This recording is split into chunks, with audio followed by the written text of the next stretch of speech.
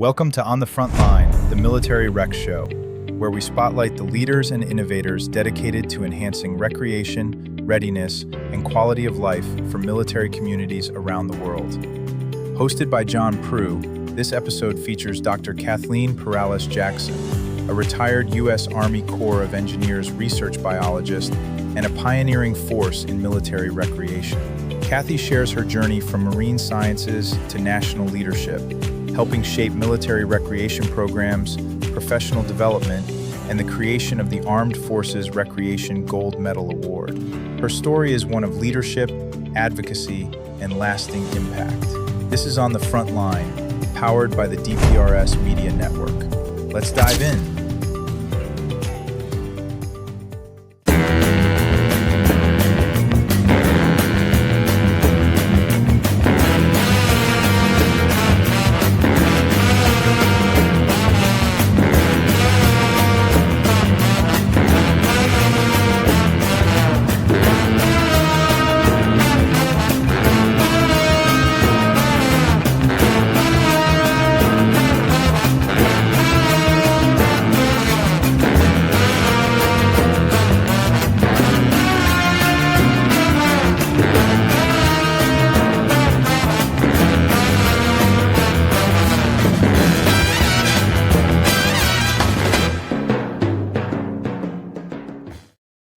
All right. It is 13:30, Tuesday, 28 April 2026, and you are on the front line. My name is John Prue. As the host of this weekly podcast focused on armed forces or military recreation, we talk to professionals in the industry or maybe who've been in the industry and in some way and have made a difference in the quality of life for our military and families. Now, out there, you might be a morale, welfare, and recreation or MWR professional who directly supports quality of life for our military and their families each and every day. Maybe you are or have been in the military and a user of MWR programs and services at some point, and we thank you for your service.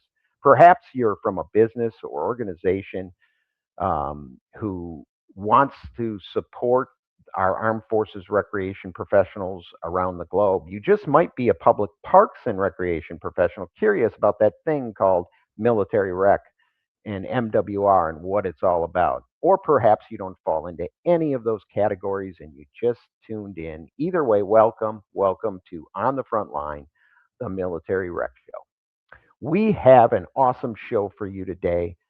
We have Kathy Perales-Jackson, who worked with the Army Corps of Engineers and a true legend with NRPA, the Academy, and Armed Forces Recreation Society. We know it today as Armed Forces Recreation Network. So I'm honored to have her on the podcast and can't wait for this conversation. As you know, we are part of an amazing media company called Daily Parks and Rec Show, or DPRS. DPRS Media exists to honor the parks recreation industry, reflecting on the stories, highlighting the careers, and celebrating the real pros who are doing the essential work in our communities, and that includes our military communities. I want to give a shout out to our producer, Jovi. Does an awesome job with transitions and moving graphics and just keeping us in check in general. So ahead of time, Jovi, thanks for what you do. I also want to thank our founder of DPRS Media, Craig LeBlanc. Craig has over 500 podcasts already, well over 500 podcasts tied to the parks and recreation industry. I really want to thank him for allowing us the opportunity for this weekly podcast focused solely on armed forces recreation and the great work that's being done out there. Side note, our on the front line episodes are being loaded up to YouTube on the channel. So just put DPRS or search Daily Parks and Rec Show on YouTube and you'll see it. I believe we have 9 or 10 episodes already loaded on there. And the big news, and Jovi's been working on this actually, so kudos to her. We are starting to upload episodes onto Spotify. So just another way to consume the great conversations and episodes that we're putting on there, not only for On the Front Line, but the many shows of DPRS Media. So again, thank you, Jovi, for what you're doing with Spotify. Exciting news. Today's sponsor is Outdoor Link. If you want to turn on your entire city on and off with the swipe of a finger or an app, this is what Outdoor Link does. Outdoor Link builds smart cities connecting park lights, splash pads, fountains, scoreboards, bathroom door locks, or anything powered by electricity into a simple app on your phone, tablet, or desktop that can be controlled from any location 24/7, 365 days a year. If you would like to learn more about Outdoor Link, tune into the Smart Parks Forward show with Dave Ramirez on the second and fourth Monday at 1:30 Eastern Time on the DPRS network. We'll see a short promo for Outdoor Link and, of course, one on JDP Services Management Consulting, which is near and dear to my heart. So, with that, we'll be right back. But, Jovi, go ahead. JDP Services Management Consulting, supporting parks and recreation and the essential service they provide. Communities benefit greatly from having dedicated advocates who champion the value of play in open spaces. Such advocacy ensures that recreational areas are prioritized and managed in ways that enhance the overall quality of life for everyone. We are dedicated to fortifying public park and recreation agencies and other related organizations by taking a practical, engaged approach to consulting and training, addressing immediate needs while equipping clients with lasting insight and tools to strengthen their organizations for long-term success. JDP Services, Management Consulting, meeting needs and exceeding expectations. In today's parks and recreation industry, communication, safety, and efficiency go hand in hand. That's where Outdoor Link comes in, delivering smart technology that empowers city departments and community planners to do more, smarter. Outdoor Link's platform connects and automates everything that keeps your parks running smoothly, from lighting and locks to signage, water features, Wi-Fi, and digital advertising. Control and schedule park lights for safety and energy savings. Remotely manage facility access. Coordinate fountains and splash pads. Provide public connectivity.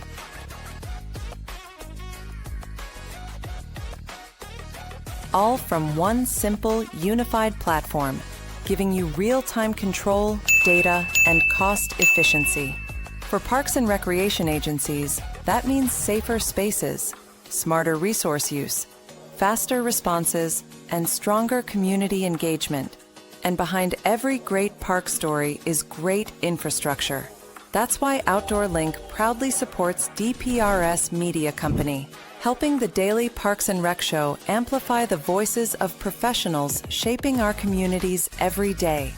Outdoor Link, smart, connected solutions for parks, recreation, and beyond.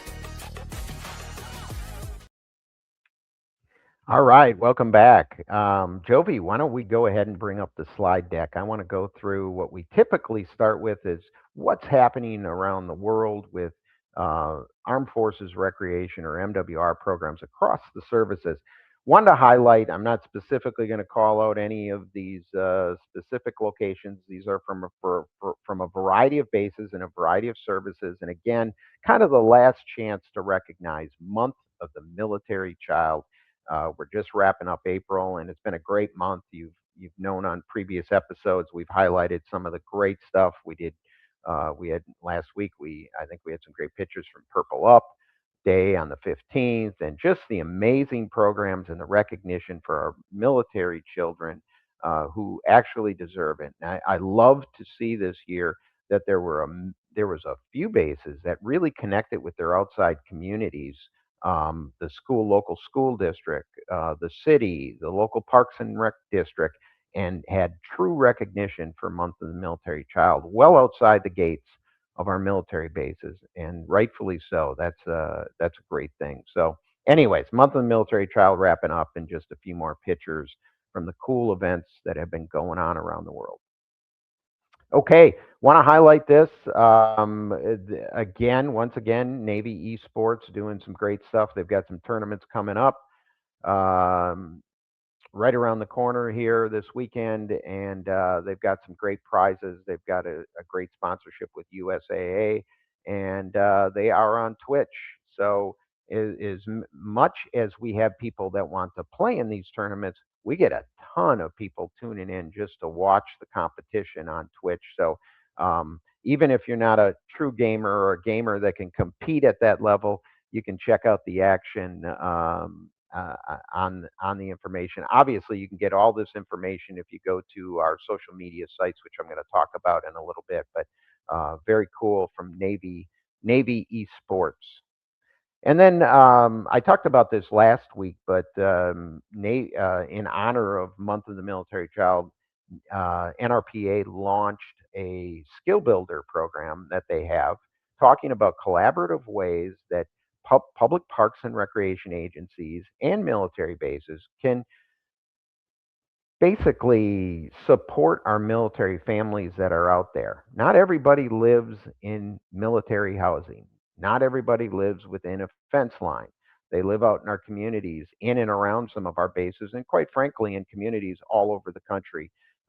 This skill builder program, which I actually went through, as soon as I saw it, I was excited. I signed up for it. If you're a member of NRPA, you can do that and kind of walk through there. Matter of fact, there is a really good audio video portion of this that talks about some really cool things that are happening at Charleston Air Force Base, and they are working with their county parks there. So I am really looking forward to having that group on a future episode to really dive into these partnerships outside the fence lines in support of our military and families. So kudos to NRPA for putting this out and honoring Month of the Military Child to launch it, but collaborative ways you can use year round to really kind of partner.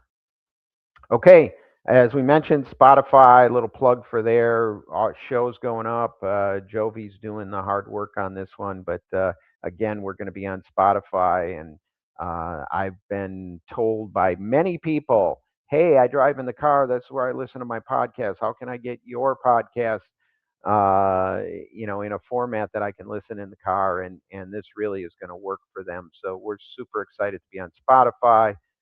Who knows if we'll be on some other platforms in terms of audio, but right now this is big news for us and really going to help support our audience. So thank you, Jovi, for all that hard work.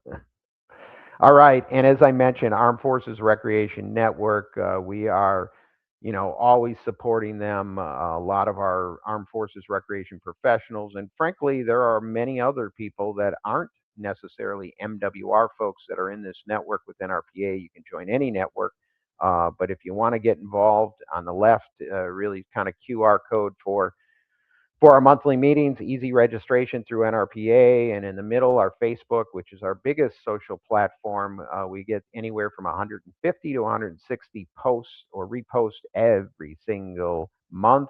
And then LinkedIn, a few less people, but that's being more and more activated with interesting posts across the way. So all good stuff, and we ask you to check it out for yourself. Again, we just do teasers on the really cool programs that are happening. You can see it yourself come across your feed. So with that, Jovi, you can bring that back down. All right. So let's bring up our featured guest today, which I am so excited about. You are just too sweet.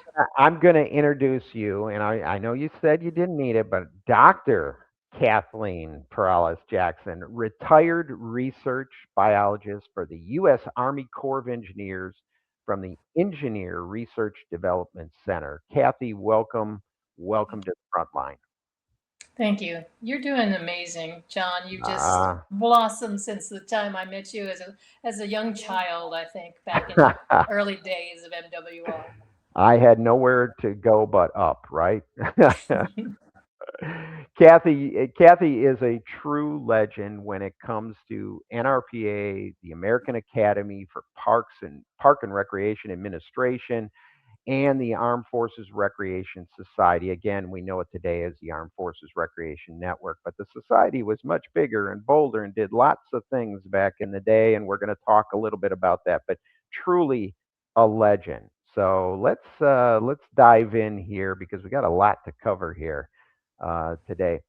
Kathy, first of all, I guess we have so many people that are either maybe military, they might be a park and rec professional.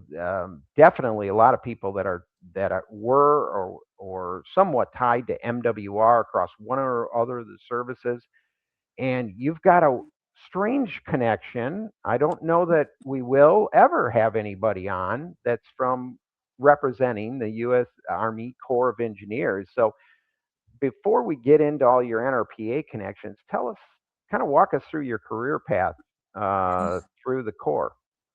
Okay, well, like everybody else, and you're talking to kind of a broader world out there, I was on the civil works side of the Army. So the Army Corps of Engineers is kind of a place that I didn't know existed when I was back in school.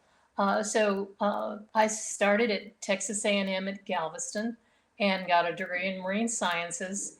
And then by happenstance, I was going to the main campus to get a teacher's certification, biology, science composite, K through 12. And I ran into a friend who was working at the library in the building of the recreation department.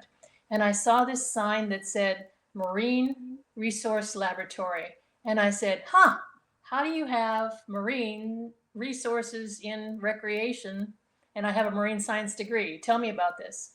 So they introduced me to Dr. Bob Ditton, and he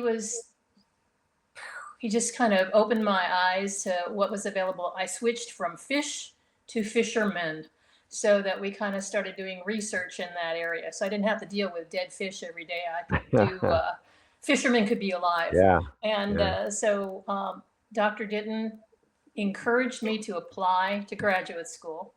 And so I did. And so then I stayed on the main campus, and I started a degree program under him as a graduate student. I did volunteer work for him.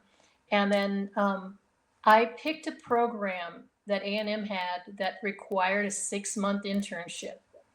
And so with all his contacts and things, Dr. Ditton ended up connecting me to folks at the Waterways Experiment Station, now ERDIC. Names have been changed to protect the innocent.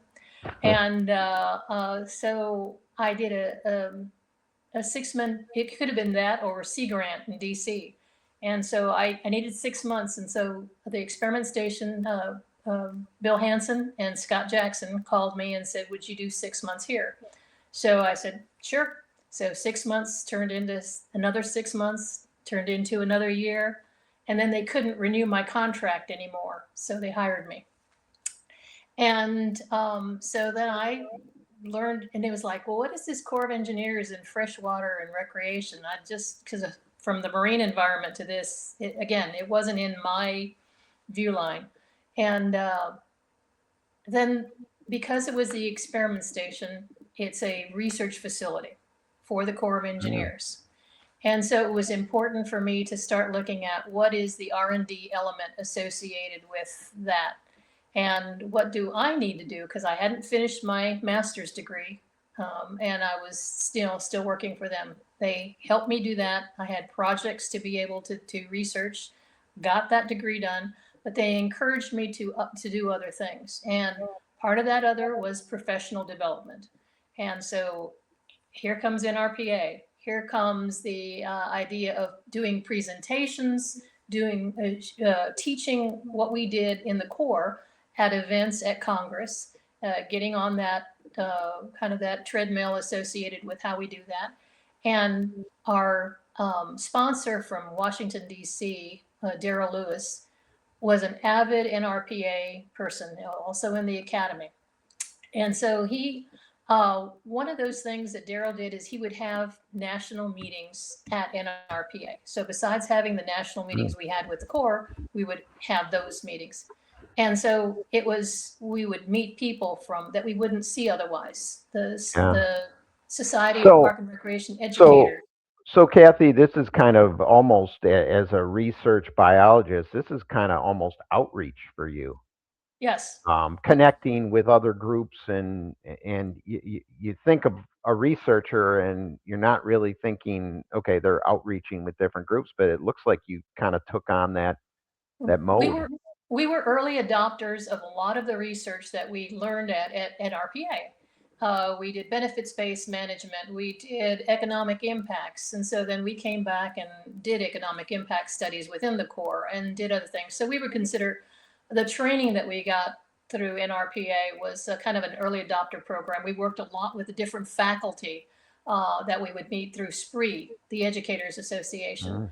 And then we were in National Society for Park Resources, the NSPR folks. So we were with the other sister agencies, Bureau of Land Management, TVA folks, for Florida State Parks. So for our audience who may not be familiar with the old makeup of NRPA, there was these societies. There was the Armed Forces Recreation Society. There was the National Society for Park Resources, which obviously you kind of fell within that group, along with SPRE, which you're talking about the education. I mean, these are all kind of past history, and not saying it in a bad way. I mean, but it definitely was more specialized and crossed the spectrum of the disciplines that we all fall under here a little bit more, at least from what I could tell, looking at that. Hopefully I'm saying it right, but I want to make sure our audience kind of is following along here. This is a different look to NRPA back in the day. Back in the day. I am an old person, so yes. Yeah. So, but it's one of those things. NRPA was that big melting pot because it was we would do events because coming from Texas A&M, the Texas A&M group would have their socials at night and have all these different things. And so we would sit and talk to folks from all different groups and all different agencies and finding out what was going on. That was really our time to connect within for that. And I took just absolute full advantage of that and met tons of people. Yeah. So at what point did NSPR, how did you get introduced to the Armed Forces Recreation Society? Because the societies, although they intermingled and communicated, they were you were in a society, you kind of stayed in a society. You stayed in your silo. Yeah. So how did that all work? Because you became a legend in AFRS. Well, what happened is, by happenstance, we had liaison officers. That's what they called them, was liaison officers that would sit in at other people's meetings. And Dale Leggett, who is renowned in the Corps of Engineers in terms of, he was in the Little Rock district. He was the liaison from NSPR to AFRS, and he couldn't make one of the meetings. He said, Kathy, would you mind going over and listening to what AFRS has going on and report back to NSPR? And I said, sure, no problem, Dale. I'm here for the week, so there's no worries. And so I went in, and my first view of AFRS, oh my God, a third of the group was in uniform.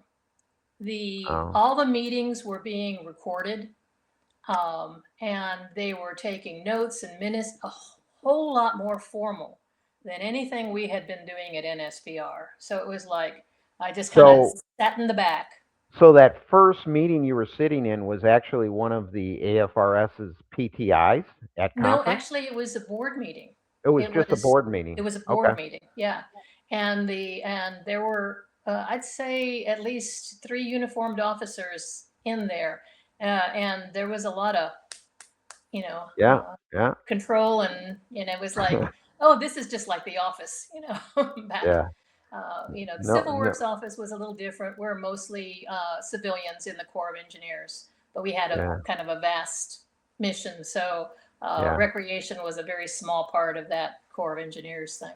So, but I understood stand up and salute. And Yeah. I came from a background of that. I sent you a picture of all, just about all of my uncles and were in the Yeah. military at some point. Yeah. So I kind of understood that, and I had a little training in that area. So anyway, Randy Sells came over to me, and because I was asking some questions and stuff, and he said, "Huh, you're from where?" And I said, "Well, I live in Vicksburg, Mississippi, because that's where the experiment station is."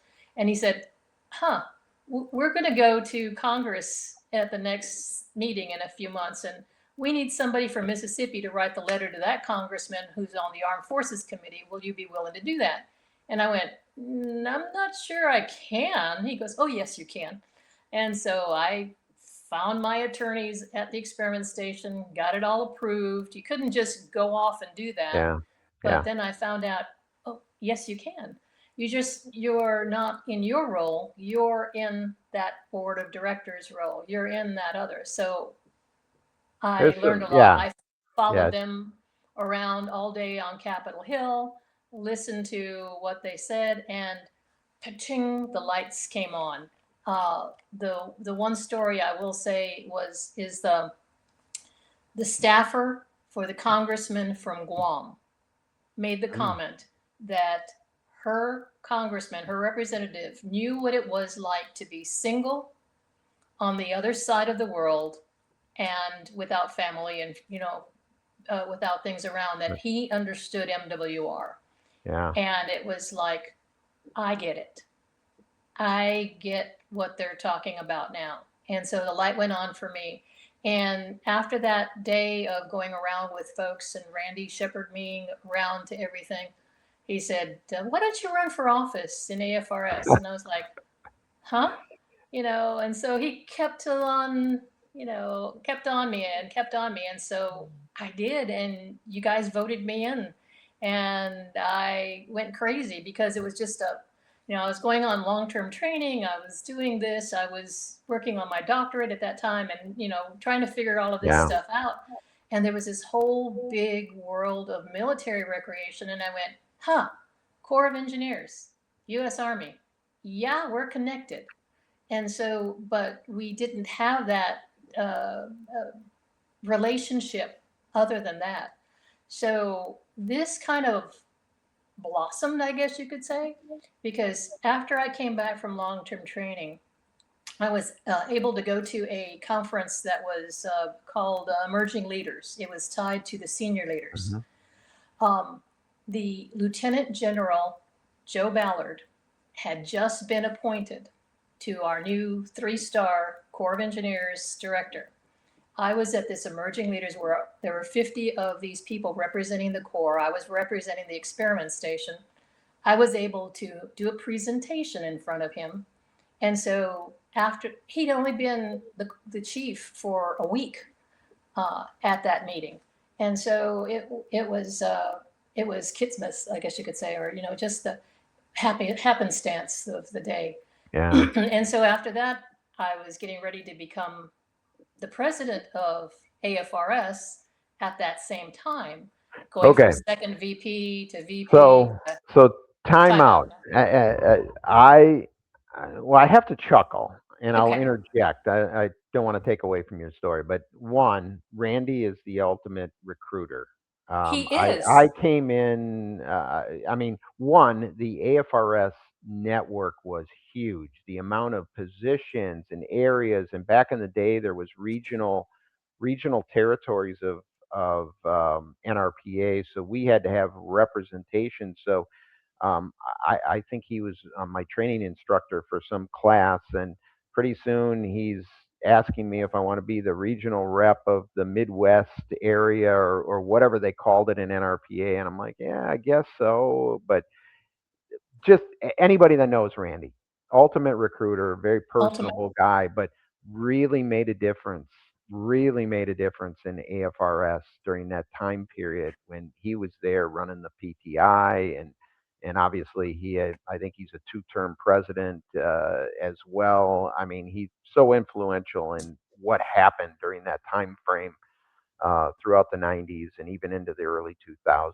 So kudos to him, and I know you probably feel the same way. But Absolutely. the recruiter, he's got you set to be the next in for the election. Of course, you had to be elected to be the next president of AFRS. Just wanted to make sure I got that right. Yeah. If Dale hadn't asked me to go over and talk to you guys, and Randy hadn't asked me to follow you up on Capitol Hill, and then push me into doing this, not pushed me. It was like I was just a sponge, and so it was like, I don't think they'll take me, Randy. You know, I'm not in MWR, and it's like, oh yeah, you'll be fine. You know, he just encouraged me, and I guess that's Yeah. all it took. And then when that happened at the same time that this new chief of engineers, you got to remember where I am in the organization. It's way at the bottom, and this gentleman, through his talent and expertise, is the first African American Corps of Engineers 3-star general, comes in, and he sees me at one of these first meetings that he goes to, and I do the presentation for all 50 of the folks that were there at the thing, and so I kind of followed Randy's lead, just like the congressional letters. I put it on AFRS stationery and invited the chief of engineers to come to an MWR PTI. Yeah. And so, and I explained that it's to those providing the service to this, in other words, the people that serve those who serve, in other words, and explaining what this was. And he said, I will be there.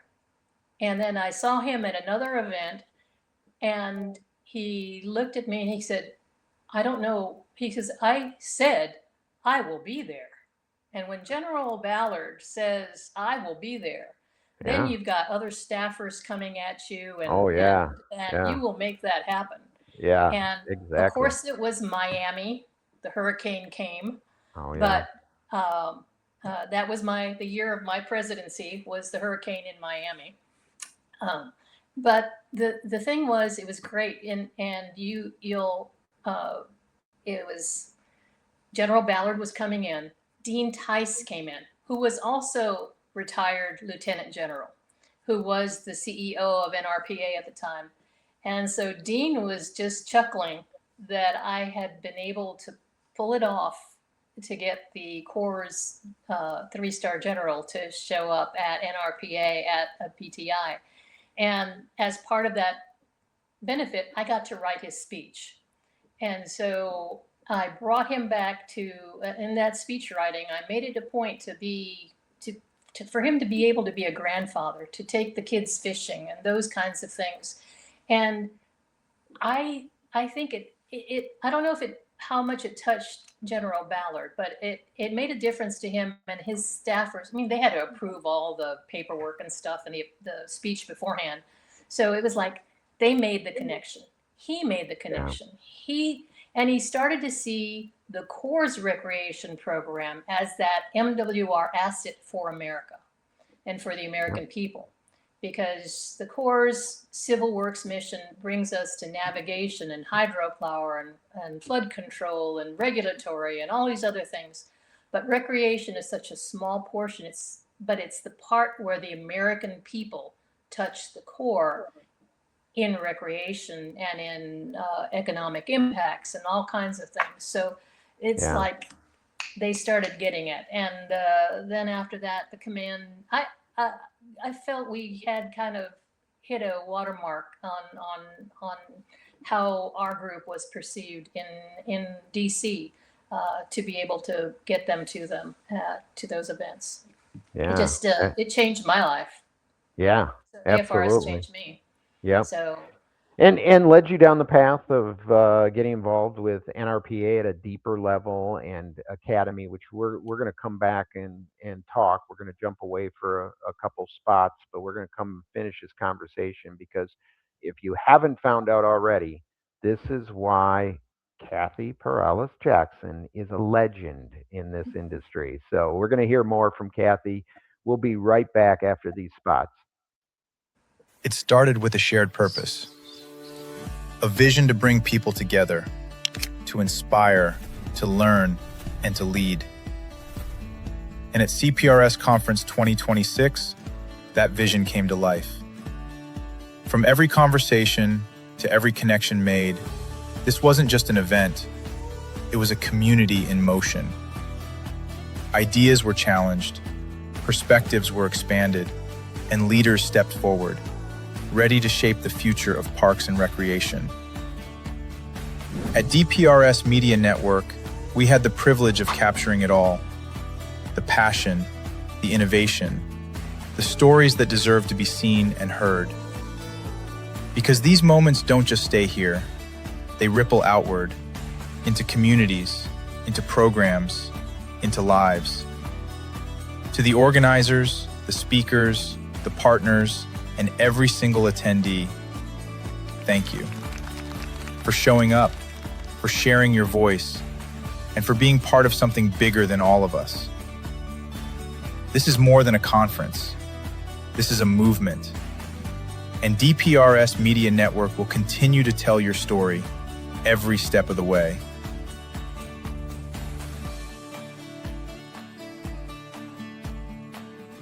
We'll see you at the next one.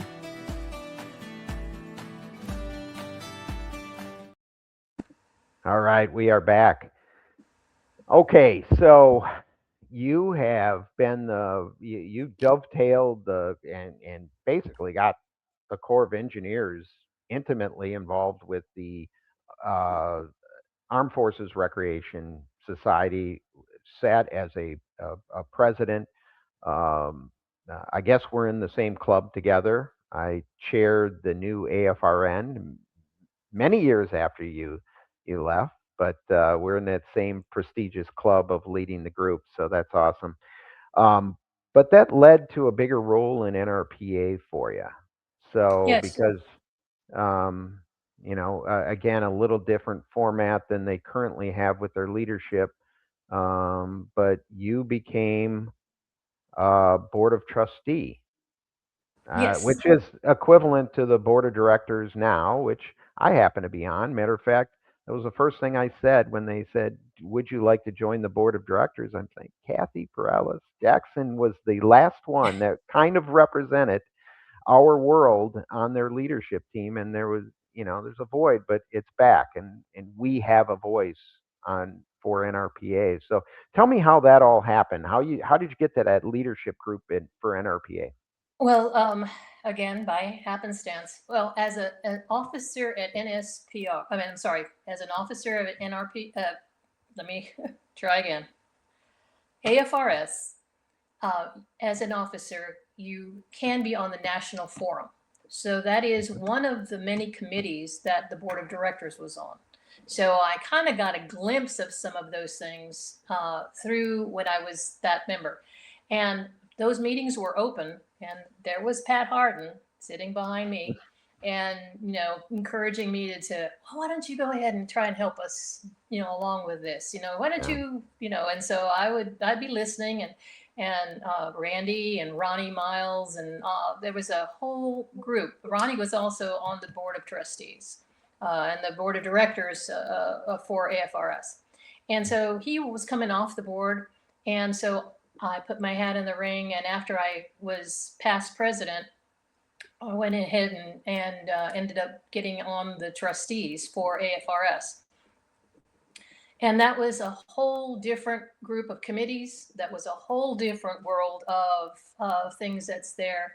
I was involved in things like the professional certifications, but I got involved in CAPRA. I was the certifications that were there for commissions for accreditation park and recreation agencies. So I did the CAPRA things. I did benefits-based training. I did all those things that they let you do and look at, but you got assigned to different committees. Mm-hmm. And I got assigned to the library committee and the international committee And I never was part of the awards committee or anything else that was there.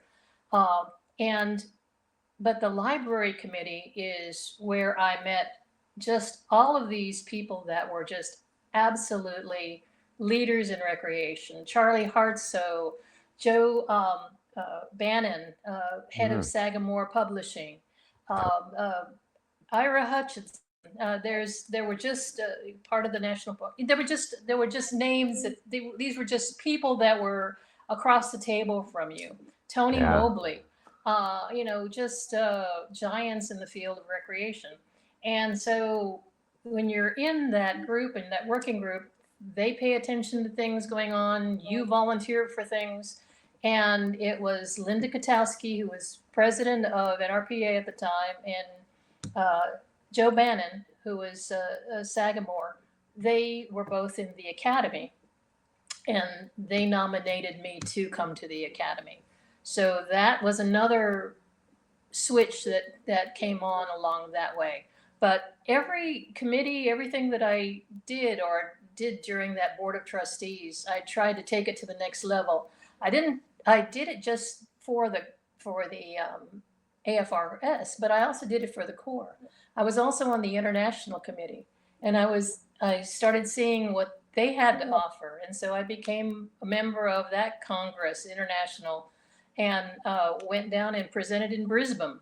And Brisbane, Australia, is where I ended up seeing one of my professors from Texas A&M. John Crompton was there doing a presentation, so it was like The we got an Aggie group together, So Yeah, it was. the infamous John Crompton. Yeah. So these were all just legends of Parks and Recreation, and it was like, hi, I know you, and hi, and finding out what we could do. So I did things for the Corps, I did things for AFRS, I did things for based on those other things, and I even was approached and made it to the executive committee of the board of trustees, which is you get down to the 11 Wow. people who do even more meetings and go to even more events.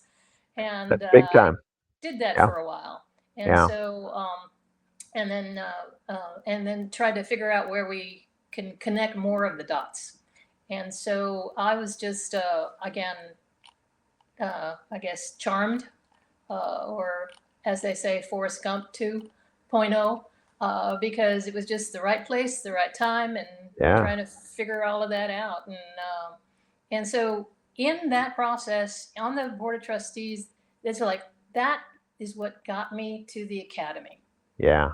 Yeah. And the Let's talk. Yeah, let's talk about the academy because that is something that there again we have more connections. For those that don't know, the American Academy for Park and Recreation Administration is a exclusive group of professionals out there who advocate and support parks and recreation across the board. They're professionals who've been in the industry 15 plus years at a senior level, or scholars, the educators that are in there. Um, they have created some other subgroups today, but it's a pretty exclusive group, and they work hand in hand with NRPA in a lot of matters. A lot of the leadership are in both groups, but you do need to be elected to it. And they also are the sponsor of the Pugsley Award, which, by the way, we're looking at a Pugsley Award winner. Um, as well, which is awesome. And they have a lot of different programs, but they are known for the gold medal program. A lot of folks, we were chatting about this. There's a misnomer out there even today. People don't read the plaques they win, and it's, oh, I got the gold medal, the NRPA gold medal. Well, NRPA is a partner along with our friends Musco Lighting, um, which we may talk about. We will talk about. we will. Um, in here, but the academy is really the governing body behind the gold medal program. So that's what the academy does. So I'm just kind of interjecting to make sure our audience knows who all these organizations are. But this is like big time circles you're running in this time frame. So tell us a little bit more about the academy and take us through maybe how the gold medal fits into our world and what aspect you played. I'm going to try to get this to where it makes sense in a smaller arrangement. Yeah. There are all kinds of things the Academy does and all kinds of committees that the Academy has. Mhm. And they are a number of educators, professionals, and just like you talked about. So, for example, let me just a quick side. Betty Vandersmissen is an Academy member. I'm sorry, she's passed away. She's was an Academy member. She was very responsible. She was a JD. She was an attorney as well as a park and recreation professional, and she's the one responsible for the books on uh, um, operation and maintenance of parks and recreation. I mean, she's got the law book on what you do, and she's got the O&M, basically the two books on standards, and she wrote them. She was part of the member of the Academy. Well, that also was part of the foundation for some of the CAPRA and the agency accreditation standards. Yeah. And I had been working with Carol Potter on how we can change some of those accreditation standards so that the military could use it, because again, very different standards that as a civilian organization can do versus what you have on those installations. And so Carol Potter, instrumental in that process. So what Joe Bannon and Linda Kotowski got me into that, I started learning about the different awards that they had going on. And that's when I saw the Academy was the one who sponsored that was the owner of that award. The gold medal belonged to them. And so I was like, okay, wait a minute, how does this work? And so it was like, it works because they have an association and affiliation with NRPA, and right now our sponsor is Musco Lighting. So I said, I need to know more. And I think Fran Manella was part of that group. Chris Jarvis was part of that group. So for clarity, at this time, there was no armed forces recreation category. It was just based on population size. And had they implemented the state parks? They do kind of every other. They hadn't done that either. So it's just really cities and communities based on population, nothing for armed forces at the time you're talking here. Okay. Correct. And I had put in proposals when I was on the National Forum, the Board of Trustees, trying to get an Armed Forces gold medal. And it just wouldn't take, because it wouldn't go anywhere, because it couldn't go anywhere. But I didn't know that. So as we did this and started, I remember walking into a meeting of the Gold Medal Committee. I just said, I started learning who everybody was, what was going on, and figuring out if Carol and I could work on a proposal that could go to them to get it done. But, who was at the meetings was Mr. Joe Crookham, CEO of Musco Lighting. Giant among industry, with an open door kind of policy. He and his wife, Jeannie Berry. I mean, outstanding people. Outstanding. Read his Academy Pugsley page. I mean, it's a jaw dropper. Bringing lights to universities, the Olympics, speedways, sports complex, an Emmy for lighting football telecasts, International Dark Sky. But his federal interests, he started. He's done work. I remember when he and his organization replaced the White House's light bulbs to LED. I mean, he did these things quietly. He did, and it just the lighting of the Washington Monument, the National Park Foundation, the Flight 93 National Memorial. I mean, just generous. His work with the Little Leagues. I mean, just historic, but so down to earth. And so when we were when I was trying to figure this out, I met him, walked up to him, and he was like, made a proposal that the military get their own because it was too hard for them to compete in those other classes because the rules were Yeah. different. Yeah. And he just kind of sat back. You could see this smile on his face. And he says, I've got a friend, Tommy, and I think I'll have to talk to him about this. But I think he'll encourage me to support that. And it was just the most genuine effort and the sweetest, I can't just, it was just wonderful, just the sweetest man. Yeah. And I'm sure he's going to say, sweet, I'm a, Tyan, just, he's just, Well, I was telling you before, I mean, I make a point every single finalist ceremony, and it's a beautiful ceremony they put in. I make a point to go see him and Jeannie and just say thank you. Not yeah, he's a for the gold, titan. I mean, he's just not just for the gold medal, all the support he provides throughout the industry, but just good people, and very yeah, good people. and you get to the right person, the art of negotiating, right? Get to the right person, and he can make it happen, and he Made did. it happen. He said, I will Yeah. support that. You figure out how to get it done and I will make it happen. And so then Carol and I worked, and Yeah. Carol took the lead in getting all of that squared away Yeah.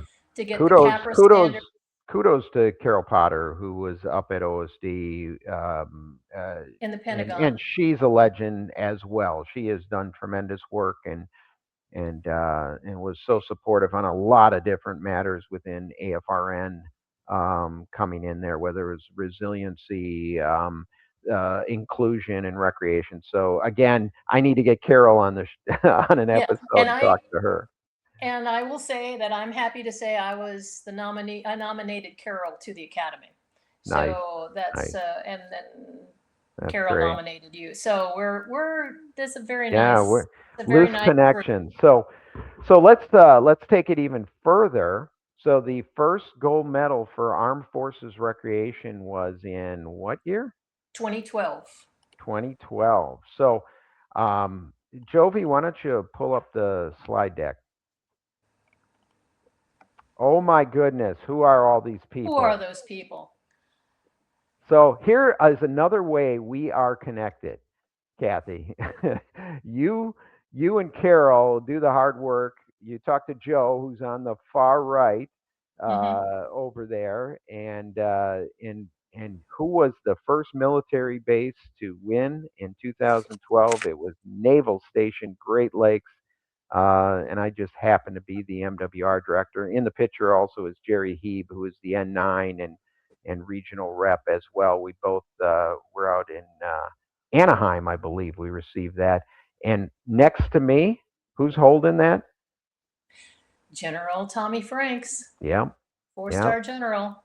And Joe's connection, next door neighbor or neighbor, they live in the same area, don't they? I don't know if they live in the same area, but they've known each other since they've been on the board of the National Park Foundation, and they've been doing a lot of things together. They travel together. Their wives are good friends. Jeannie and Kathy are apparently wonderful. So it's kind of a family event, and in that, Joe said, "Yeah, I will support that, and I'll get Tommy to come."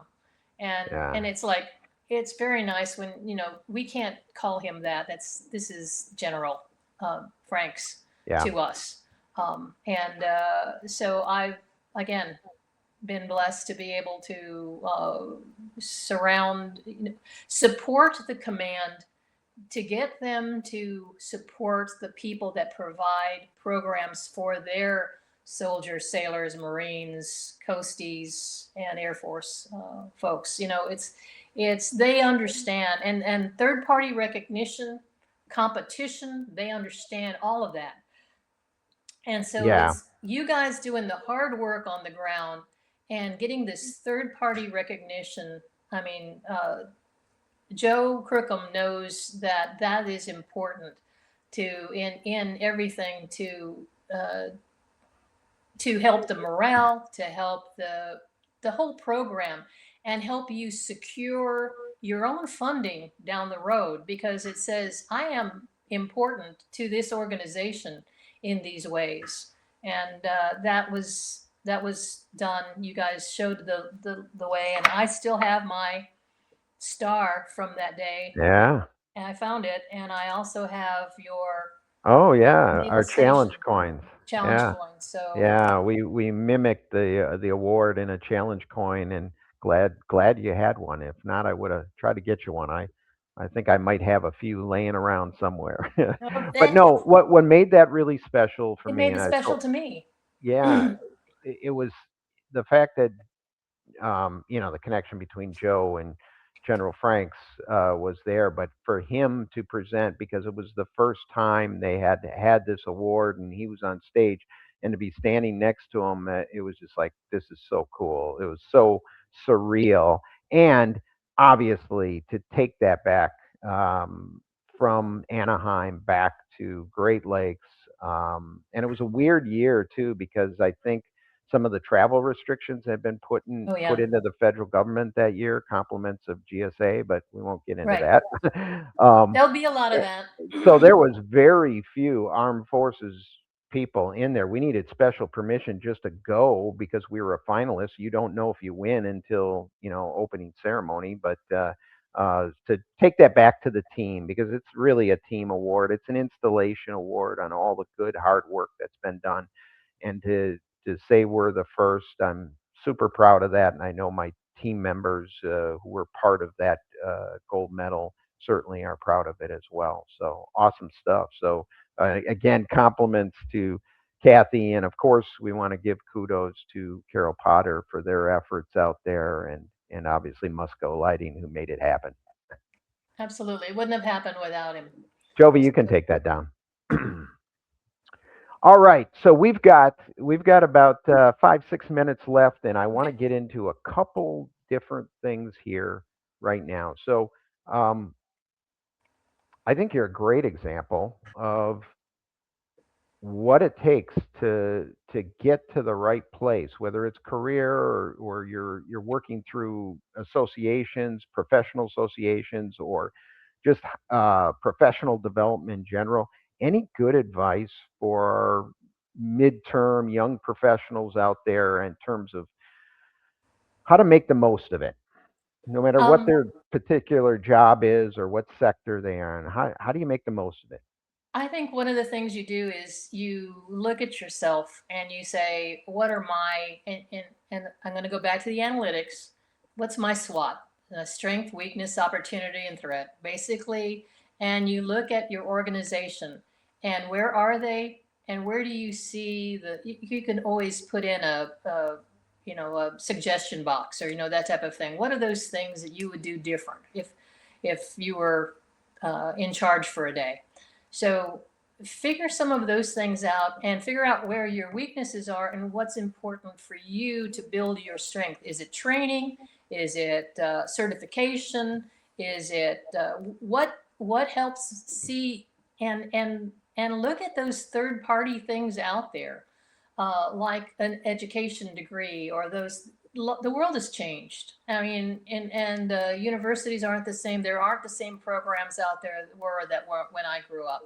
So it's figuring out what's going to be the new certification process. It may be computer skills. It may be something else Mhm. that's what you need to do in order to improve your program. So it's Yeah. figure that out and just you know try it, because the worst thing that can happen is you fail for years, like we failed, trying to get the gold medal taken care of for years until we found the right place, the right people. It won't happen until then. Yeah. So you know figure it out, and then also look around and see where the shortcomings in recreation are, or where happening, or where the problems are, and figure out how you can empower other people, because the more you can empower other people, the more they're willing, because people are willing to be part of something bigger than them. And you learn that from day one at Texas A&M. You're part of a bigger community of folks. The same thing with the Corps of Engineers. You're part of a bigger community. NRPA, you're part of a bigger community. So the thing I brought back in all of those was now I'm going to just do my 2-sentence plug, corpslakes.us, corpslakes.us, because it's the people, figuring out the people you're serving, but also figuring out the people you're with that are doing the job. How do you empower them to do a better job? And is it training? Is it, certification? And then figure it out. And then work on what do they need? The times have changed. Mind, body, soul, family. MWR is basically is going to, I don't mean struggle, but I mean, it's not just making the readiness of the individual there, but it's keeping their family safe. It's looking at future generations. When you look at your statistics that 30% of all military recruits have parents who have served, or that 79 to 83% have a military family member in the military and they're coming in, you really need to look at how, like you said at the beginning of this broadcast, the month of the military child. That's your future. And so as your guys are starting to look at what they're providing, don't just talk about it as a ropes course. You're talking about it as a survival training mechanism. Yeah. Put your marketing hat on everything and figuring out what am I doing to not only improve what they need as readiness, but also to go in and look at future generations and how can my skill set boost that. And if you're focused on that target, then everything else you end up with a lot of accolades yourself, because I was trying to do it for the organization. And Yeah, I think the deeper understanding, and that's what AFRS originally and AFRN did for me, and it was people like yourself, Randy Sells, Pat Harden, Mike Judd, other folks that I knew were absolutely. involved that kept me informed. And guess what? I got a deeper understanding of what it meant to be not only Navy MWR in my little world at Naval Station Great Lakes, but I got to understand across the services, across the globe, the size and scope of what we do here in Armed Forces Recreation. It was amazing. And then, as you touched upon, credentialing, what is the next and best and what's perfect for your career, looking at those opportunities and just being involved with your trade associations, no matter what career you're in, makes sense. And NRPA is strong. I will say, across the board, in terms of a membership support association, they do a great job, and their conferences and education team do just a wonderful job providing additional resources. And thankfully, right now, the services are covering the cost via premier membership so that masses, a lot of people at each base across these services are getting a chance for those membership opportunities. And it's not just about going to the conference once a year because that's limited. If you get to go to a conference once every 3 years, there's tons of resources through NRPA. And again, I'm sounding like I'm on a soapbox. I happen to be on the board of directors, but I truly believe it because I lived it. The resources were beneficial to my career and my professional development. And so those are always opportunities. you can't do it alone. You look at partnerships, you look at where you are and what you're dealing with, and figure it out from there. And synergy is the only way it's going to happen. Yeah, yeah, no doubt. Well, Kathy, we are running out of time, and tells me we probably need to do episode 2 and dive into the history here even more. I'm a history buff, so I love this stuff. But thank you so much for being on the show today and everything you've done for me and a lot of other professionals throughout your career. Just awesome stuff. Well, you're So, very welcome, and thank you very much, and I appreciate you. I appreciate everything you're doing and all this new process in terms of the media Yeah. to get it out. And Spread that's the word. important. Yeah, Spread the word. spread the So, word. well, that's it. Thank you, Kathy. We'll stay in touch for sure. That's it today for On the Front Line. Thanks again to Kathy Perales-Jackson and her amazing story and journey in our profession. And again, a true legend.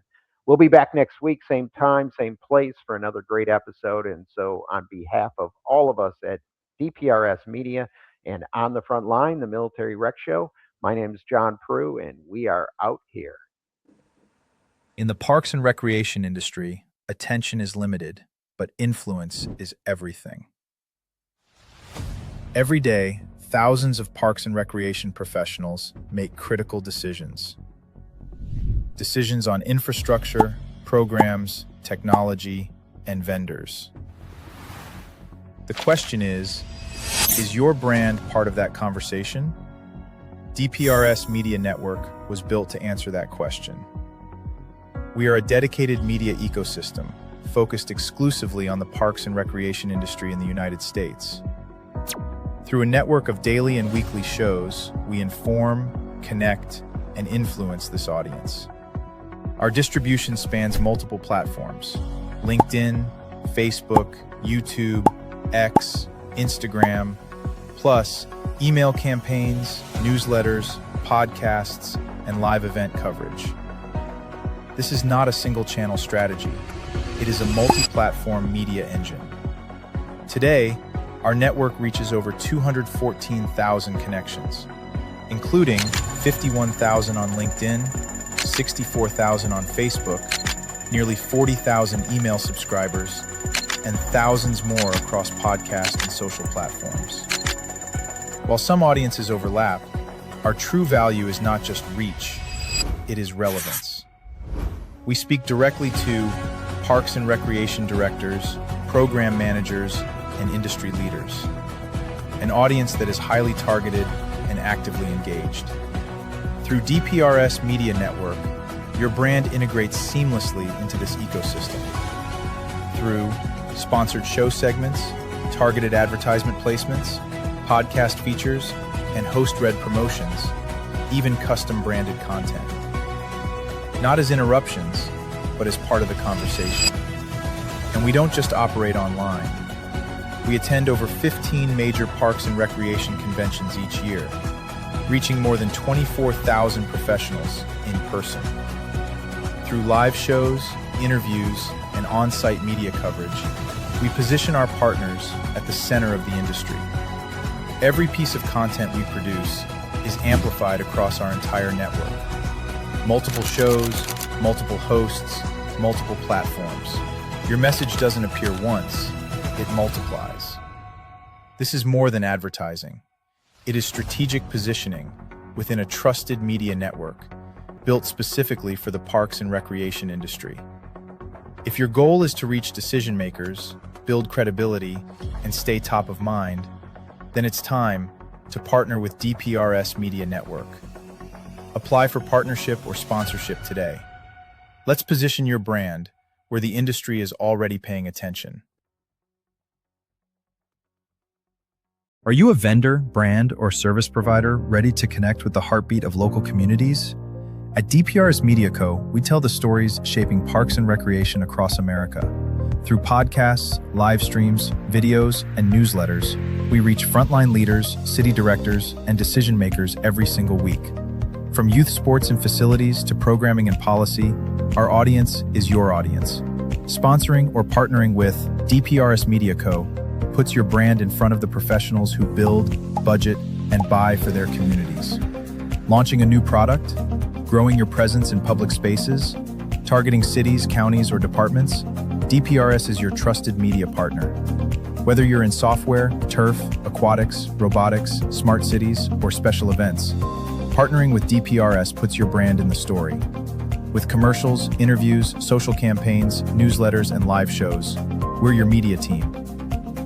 Partner with us and grow your impact in the $200 billion parks and rec industry.